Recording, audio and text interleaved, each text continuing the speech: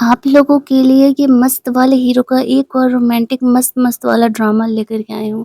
ये hero day by day इतना handsome होते जा रहा है, उसकी कहानियाँ इतनी अच्छी होती जा रही है कि बस पूछो ही मत। इस नई कहानी के स्टार्टिंग में हम लोग रोहान को देखते हैं।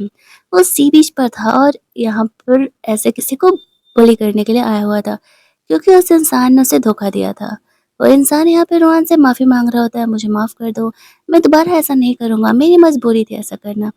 लेकिन रोहन कभी किसी को माफ़ नहीं करता। वो उसे ऐसे समुद्र में फेंकवा देता है जहाँ पर कि उस इंसान की जान चली जाती है।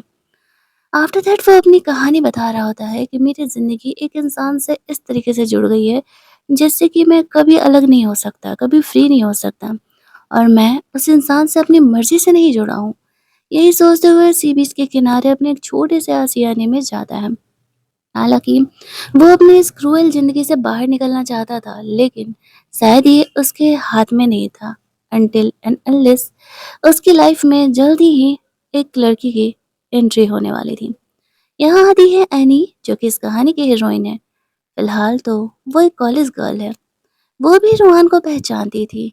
ये यहाँ पर थोड़ा-सा साइको टाइप बिहेव करती है।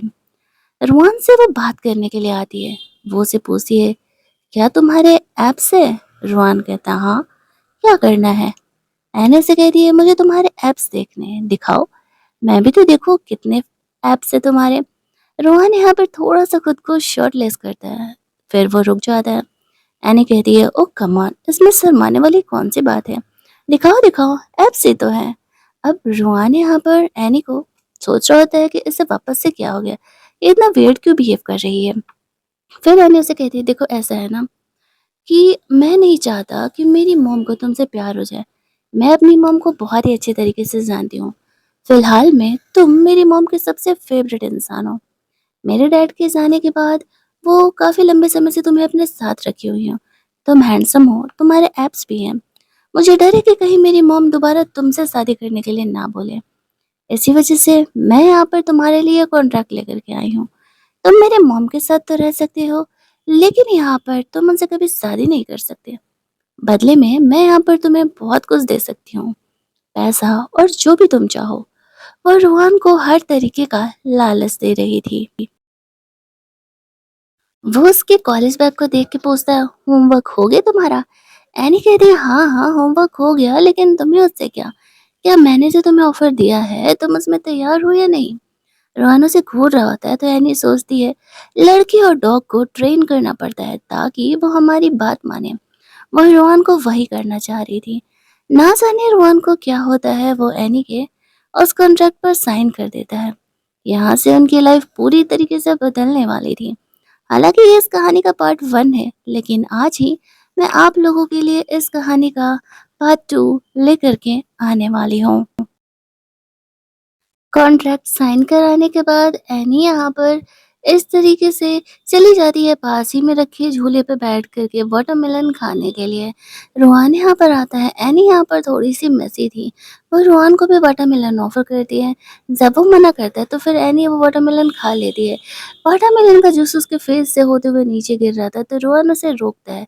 वैसे तो ये एक रोमांटिक सीन होना चाहिए था, लेकिन रोहान एनी को बोलता है, मुझे ऐसी क्लमजी गर्ल्स बिल्कुल नहीं पसंद है, तो दोबारा ऐसा मत करना। ये बोल करके वो वहाँ से चले जाता है। एनी कहती है, मैं कोई मेसी और क्लमजी नहीं हूँ। इसके 6 महीने बाद का सीन हम लोग देखते हैं। अगले 6 महीने तक भी रोहान यहाँ पर एनी के मॉम के साथ उसका सेक्रेटरी बन के घूमा करता था। एक आदमी यहाँ पर एनी के मॉम को पेशर कर रहा था और उससे कोई कॉन्ट्रैक्ट साइन करने के लिए बोल रहा था, जो कि एनी की मॉम मना कर रही होती है। रोहन बीच में आता है और कहता है, तुम्हें समझ में नहीं आता कि ये मना कर रही है? ऊपर छत से एनी इन चीज़ों को देख रही होती है। वो एप्पल खा रही थी। एप्पल लेकर के वो इस इंसान के सर पे फेंक देती है और कहती है, बेहतर होगा कि तुम मेरी मॉम का पीछा छोड़ दो। ये कह के वो अंदर कमरे में चली जाती है। एनी यहाँ पर वहाँ तो चली जाती है, लेकिन रोहन उसे घूरने लगता है। उसकी मॉम उसे कहती है, ये थोड़ी-सी ज़्यादा ही बिगड़ गई है और मुझे लगता है अब इसे थोड़ा सबक सिखाना पड़ेगा, ज़्यादा बदमाश हो गई है। लेकिन अगले कुछ दिनों बाद एनी की ज़िंदगी पूरी तरीके से उजड़ जाती है, क्योंकि यहाँ पर अचानक से एनी की मॉम की मौत हो गई थी, जहाँ पर कि तब भी रोहन वहीं खड़ा था उनके सारे डेथ रिचुअल में।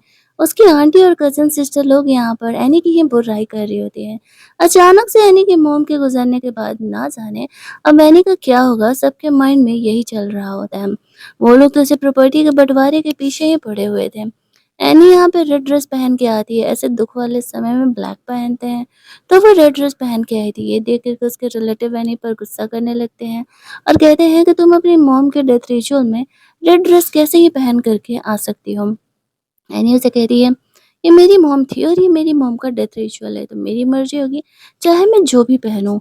यहाँ पर इस तरीके से वो अपनी मॉम के फ़ोटो पे हार चढ़ाने के लिए जा रही होती है, तभी वहाँ पे उसकी आंटी लोग उसे परेशान करने लगती है। एनी गिरने लगती है तो रोहन उसे सँभाल लेता है। एनी उसे थैंक्स बोलने के बजाय जो वो रेड रोज़ेज़ लेकर के आई थी, वो गुस्से में रोहन के फेस पर दे मारती है, अब जिससे कि उसे थोड़े स्क्रैचेज़ लग जाते हैं। अब यहाँ पर इस तरीके से उसकी आंटी लोग कहने लगती हैं कि अरे, अरे! इसे माफ़ कर दो, इसकी गलती नहीं है, इसकी मॉम ने इसे कुछ ज़्यादा ही सर पे चढ़ा कर के रखा हुआ था। रोहान अब तक कुछ भी नहीं बोलता है, वो बहुत ही ज़्यादा शांत स्वभाव का था। एनी की इस हरकत के बाद भी वो अपना गुस्सा बर्दाश्त कर लेता है। एनी के इन टैंट्रम को झेलने के पीछे उसका एक बहुत बड़ा रीज़न था। एनी को तो यही डाउट होता था कि उसके मॉम और रोहन के बीच में कुछ न कुछ तो अफ़ेयर जैसा चल रहा है। इसी वजह से वो रोहन को कुछ ख़ास पसंद नहीं करती थी और वो ये कांड करने के बाद वहाँ से बाहर निकल जाती हैं।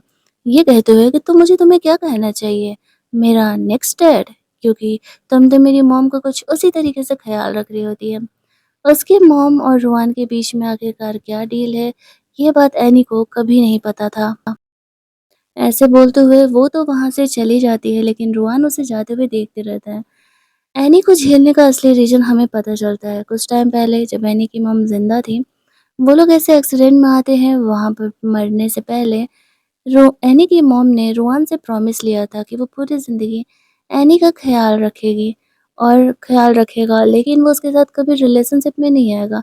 उसका काम है सिर्फ़ और सिर्फ़ एनी का ख़्याल करना। नहीं चाहते हुए भी रोहन को ये प्रॉमिस एनी के लिए करना पड़ता है और इसी वज़ह से अब जो एनी की मॉम की सारी प्रॉपर्टी थी, वो रोहन को मिल जाती है। जब तक कि एनी यहाँ पर उसकी मॉम की कंपनी और उसकी प्रॉपर्टी सँभालने के लायक नहीं हो जाती। बस इसी एक प्रॉमिस की वजह से रोहान एनी का केयर कर रहा होता है। उस रात वो सोने की कोशिश कर रही थी, लेकिन अपनी मॉम की याद में उसे नींद नहीं आ रही थी। उसे प्यास लगता है, वो उठती है तो देखती है कि ग्लास में पानी नहीं है।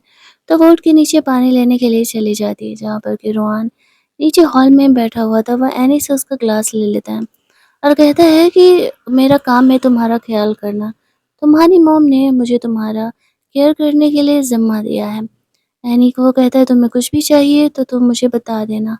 एनी यहाँ पर कहती है तुम तो मेरी मॉम के गार्ड थे ना, तुम मेरी मॉम का केयर करते थे। फिर अचानक से मेरी मॉम के साथ ऐसा क्या हुआ कि अब वो हमारे साथ नहीं है और तुम्हें मेरे ख़्याल करने की ज़रूरत नहीं है। रोहान उसे बताता है, तुम्हारी मॉम ने मुझे ख़्याल करने के लिए तब तक बोला है जब तक कि तुम किसी अच्छे इंसान से शादी करके सेटल नहीं हो जाती।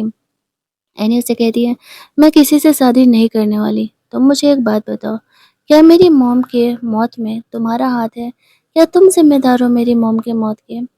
रोहान यहाँ पर चुप हो जाता है तो एनी खींच कर के उसे थप्पड़ मारती है, जिस वजह से कि वो ग्लास भी नीचे टूट कर के गिर जाता है। रोहन उसे कहता है कि तुम्हारी मॉम का मौत बस एक एक्सीडेंट था, उसमें मेरा कोई हाथ नहीं है। लेकिन एनी इस बात को मानने के लिए तैयार नहीं थी। वो तो अपनी मॉम के मौत का ज़िम्मेदार रोहन को ही मान रही थी। रोहन उसे कहता है, देखो मेरी सिर्फ़ ज़िम्मेदारी है तुम्हारा ख़्याल करना, उससे ज़्यादा मैं तुमसे कुछ भी डिमांड नहीं कर रहा। एनी वॉइस ओवर में बताती है कि उसके बाद मेरी मॉम की सारी प्रॉपर्टी, सारी कंपनी रोहन सँभालने लगा ताकि मेरे आंटी और मेरे रिलेटिव के हाथ वो प्रॉपर्टी ना जाए। अगले कुछ सालों के लिए उसने मुझे लंदन भेज दिया पढ़ाई करने के लिए। अनटिल एंड अनलेस जब तक बहुत अर्जेंट नहीं होता, जैसे कि मेरे कॉलेज में पेरेंट टीचर मीटिंग या एज ए पेरेंट किसी की ज़रूरत नहीं होती, रोहान मुझसे मिलने के लिए नहीं आया करता था और हमसे कभी कनेक्शन भी नहीं होता था। मेरे सारे खर्चे वही उठा रहा था और बस एक पेरेंट की तरह ही वो मेरे साथ बिहेव करता था। लेकिन रोहान के मन में आने के लिए क्या था, वो तो आगे ही पता चलने वाला है। रोहन कभी भी रिलेशनशिप में नहीं आया। एक दिन उसे पता चलता है कि एनी अपनी स्टडी कंप्लीट करके फाइनली यहाँ चाइना वापस लौट आई है। रोहान को लगता है जैसे उसकी दुनिया थम सी गई है। वो एनी को इतने सालों से इग्नोर कर रहा था, लेकिन अब वक्त आ गया था उसे फेस करने का। वो उसे देखने के लिए जाता है जहाँ पर कि वो ऊपर छत पर अकेले ही बहुत ड्रिंक कर रही थी। जब वो रोहान को देखती है तो गुस्से में वाइन उसके ऊपर फेंक देती है। फिर भी रोहान उसे कुछ नहीं बोलता है। वो उसे देखने के लिए अंदर जाता है। उसे देखने के लिए जाता है जहाँ पर कि एनी स्विमिंग पूल के पास बैठ कर के ड्रिंक कर रही होती है। रोहन उसे रोक रहा होता है, वो इतनी ड्रिंक करेगी तो उसकी तबीयत खराब हो सकती है। एनी उसे कहती है कि तुम किस हक से मुझे रोक रहे हो? तुम एक्चुअल में मेरे पेरेंट नहीं हो, ना ही मेरे बॉयफ्रेंड हो। मेरी मोम इस दुनिया में नहीं है। मेरी मर्जी चाहे मैं जो भी करूँ। एनी काफ़ी ड्रंक थी। रोहन उसे वहाँ से कमरे में जाने के लिए बोलता है। उसके कमरे में जाने के बाद उसका सेक्रेटरी उसे कहता है कि आपको नहीं लगता कि आपको अपनी असली आइडेंटिटी एनी को बता देना चाहिए और आप यहाँ पर उसका क्यों ख्याल कर रहे हो? ये भी एनी को जानने का हक है। रोहान कहता है नहीं, शायद उसकी ज़िंदगी में मेरा कोई प्रेजेंस ना ही हो तो बेहतर है। बस एनी की शादी किसी अच्छे लड़के से हो जाए और वो अपनी मॉम की कंपनी सँभालने लगे, तब मैं ये सब कुछ छोड़ कर के हमेशा के लिए लौट जाऊँगा। तभी वहाँ पे एनी के नंबर पे एक लड़के का फ़ोन आ रहा होता है। इधर से रोहन फ़ोन उठाता है तो वो लड़का पूछने लगता है कि वो कौन बोल रहा है? तो वो बोलता है कि मैं एनी का अंकल बोल रहा हूँ। तो उधर से वो लड़का बोलता है, अपनी एनी को बोल देना कि वो मेरा नंबर वीचैट में ऐड कर ले। रोहन समझ जाता है कि एनी के पीछे ऐसे लड़के तो कॉलेज टाइम में पड़ेंगे ही ना। वो उसका फ़ोन कट कर देता है। आफ्टर दैट वो एनी को ढूँढने के लिए जाता है कि वो है किधर। जब वो कमरे में अंदर जाता है तो एनी इस तरीके से बाथटब में काफ़ी देर से लेटी हुई थी। वो ड्रंक थी और पानी में रहने की वजह से उसकी तबीयत ख़राब हो सकती थी। इसी वजह से वो उसे वहाँ से निकाल कर के बेड पे लेकर के जाता है। उसके हेयर भी काफ़ी वेट थे, तो वो ड्रायर से उसे ड्राई करने का कोशिश कर रहा था। एनी यहाँ पर काफ़ी ड्रंक थी और वो रुआन को अपने पास खींचती है और उसे किस करने लगती है। रोहन खुद को कंट्रोल करता है क्योंकि उसने एनी के मॉम से प्रॉमिस किया था कि वो कभी भी एनी के साथ कोई रिलेशन नहीं बनाएगा। लेकिन एनी यहाँ पर ड्रंक कंडीशन में ऐसे उसे किस कर रही थी और ये कहानी का पार्ट 1 हमारे यहीं पर एंड कर दिया जाता है। अगर आप लोग जानना चाहते हैं कि इस कहानी का पार्ट 2 में क्या होने वाला है या फिर क्या रुआन कभी अपनी असली फीलिंग को एनी को कन्फेस कर पाएगा या लव ट्रायंगल होने वाला है या लव स्क्वायर, ये सारी बातों का जवाब जानने के लिए आप लोग इस कहानी का सेकंड पार्ट में ज़रूर आना, जो कि मैं आज ही आप लोगों के लिए लेकर के आने वाली हूँ। आई होप आप लोगों को इस कहानी का पार्ट 1 अच्छा लगा होगा, तो चैनल को सब्सक्राइब कर लेना, वीडियो को लाइक और शेयर करना मत भूलना। जल्दी से मिल लेते हैं हम लोग इस कहानी के सेकंड पार्ट में।